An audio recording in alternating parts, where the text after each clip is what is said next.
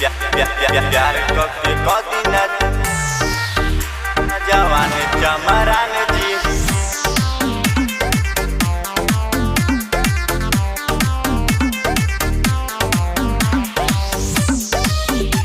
जवान चमरान जी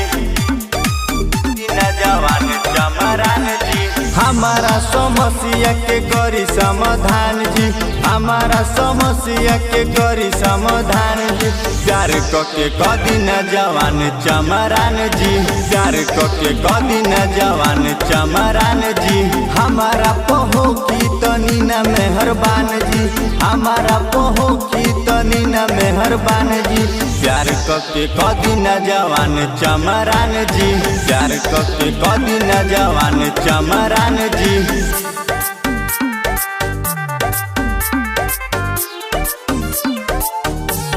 प्यार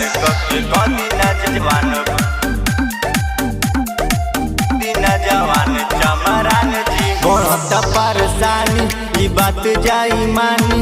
करी कुछ रहो उपाय जी न रहले रहता न सहले सहाता का कहीं कुछ न बुझाओ जी का कहीं कुछ न बुझाओ जी कैसे दिनों रात हम रहतानी जी नाही खिलता जवानी वाला पानी जी कैसे दिनों रात हम रहतानी जी नाही खिलता जवानी वाला पानी जी भइल चाहतानी हमसे आन जी भइल चाहतानी हमसे आन जी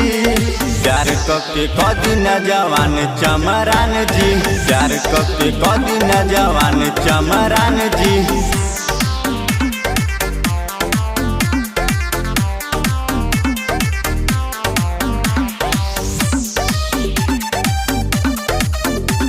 जवान चमरान जी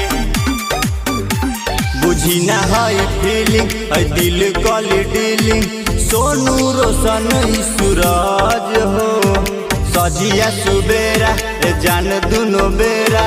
रोवेला रही सज धज हो रोवेला रही सज धज हो रोवे खाती भइल बानी पागल जी बाग दिलावा रउआ से लागल जी रोवे खाती भइल बानी पागल जी बाग दिलावा रउआ से लागल जी